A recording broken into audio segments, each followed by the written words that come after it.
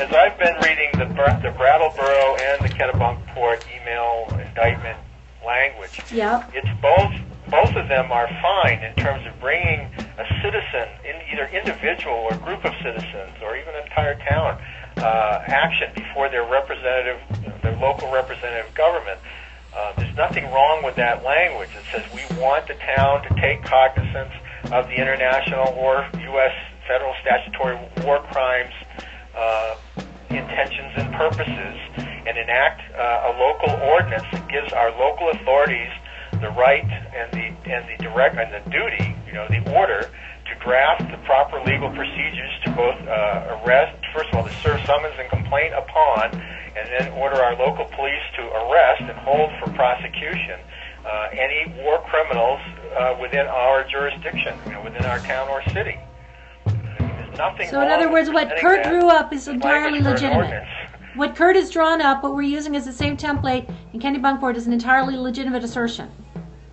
Yeah, absolutely. What you're asking the town to do is to take cognizance, as Frank Boyle would say, under the general common law principles that every law that is recognized by the United States government. Are we calling them war criminals? That's the thing. Because other people are going to want to use other reasons. I talked to this Ron Paul group who wanted to take them out for sure, but they wanted to do it for border defense. You know what I mean? They don't want to do it on war crimes. And to me, I think it's the common law, the cognizance of the common law, the Hague. It refers to war criminals specifically, because I believe that's the one thing in my own particular thing here in Kennebunkport, and maybe because it's particular to here, it helps other people understand it. But I don't want to harbor war criminals under my roof or under my town, and that's what I think I can get other people to rally around.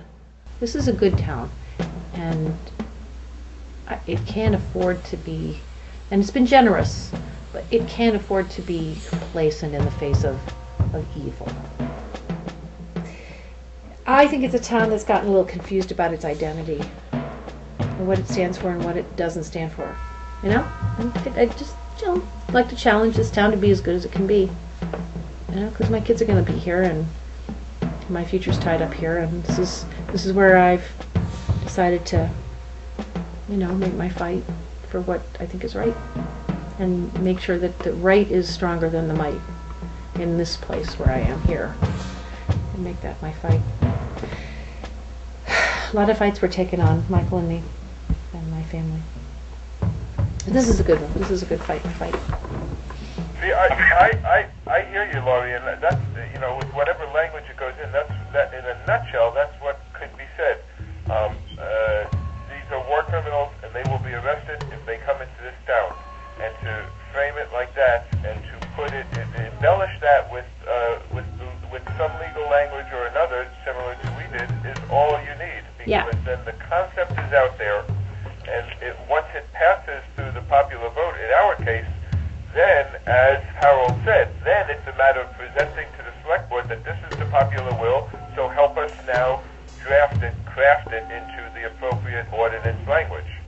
So, but does that affect the enforceability, though? I mean, if it's drafted, how it, it's not just that we have the right, but how enforceable is it once we do that? Well, as I say, that involves a whole new level of review and discretion by local law enforcement authorities. I mean, if you get stopped for a traffic violation in Brattleboro or Kennebunkport, what happens? The policeman pulls you over, he writes you a ticket, he issues you a summons and tells you to go to the local courthouse on a date certain, right?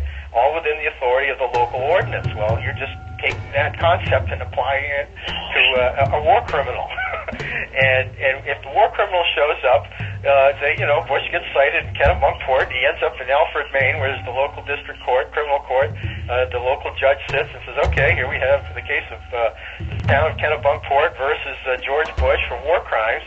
I mean, the next question is the judge going to act on this citation, or are they going to find some excuse not to act on the citation? I mean, this is exactly the kind of political and judicial discretionary kind of problem that will come up when courts see the town's right laws that look a little shaky constitutionally, or for whatever other reason the judge is not happy with the law. The judge may do a lot of things. The first issue is, would Bush or Cheney need to show up?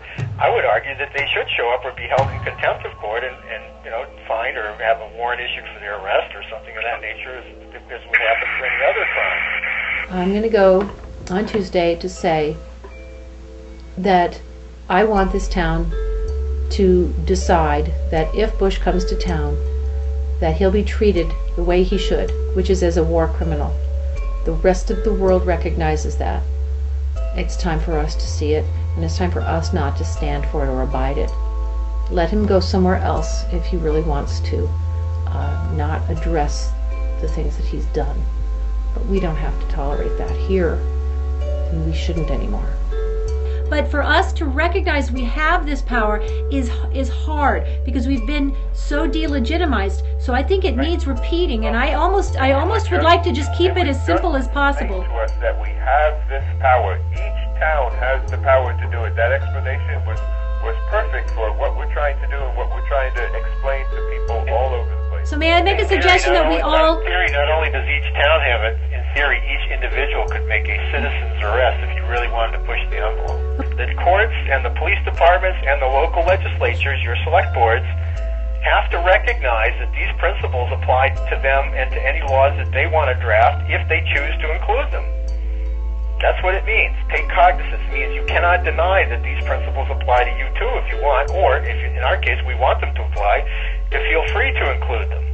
Take the power and the intentions of those laws and apply them to persons that they feel are violating those laws within the lawful jurisdiction of the actor. And in your case, the actor is a town. And it becomes law at the point... If these guys show up on our town, we have the right under these federal and at least international treaties and this federal statute to draft a locally authorized indictment and police process and serve these people and prosecute them, basically. Well, I'm going to certainly address that most specifically in the press conference. And I think that the more we reinforce this, which I think is kind of I'm thinking here, this is kind of key to talking to people who seem to think that everything is as a matter of a political posture. They know, in fact, as citizens, we have this power to enforce this on our own and to remind all those who seem to think that we can undermine and undo our laws at will, that is a Bushism that isn't enforceable in the laws that we currently are operating under, and that we can refer to that and defend ourselves in our actions. And that basically gives me the right to stand up with my spine straight and say all this at the town office and let them know that this is the law of our town. And it will be a real coup and a real moment to be able to say this right there. And it may change some dynamics. It may be a real learning curve for a lot of people, for me included. I mean, to reinforce this in my own self, to know that I can take this stand wherever I go in a candidacy and say to anybody that would challenge me, this is the law of our land, this is the law everywhere I walk, everywhere I go in Maine. This is what I can say to everybody, that this is the power I not only have, but you have too. This is the education that our voting public needs, I think. Yeah, I think that's fundamental. Well said, Lori. That was very well said.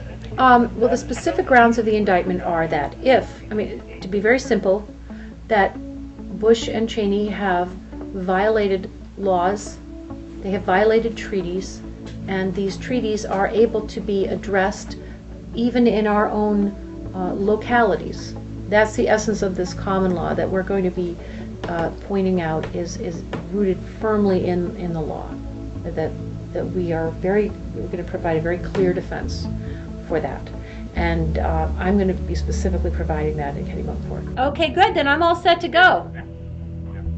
All right. Well, thank you. I feel very fortified by all of you. I really feel wonderfully. I feel like I'm in Boston in the early days. I think it's hard for people to know where to stand, because the ground keeps shifting around them and everything is double speak and nothing seems to be secure. One thing is secure, and so then they end up believing they don't have a constitution or they don't have a government. They do. It just has to be properly exercised and properly executed.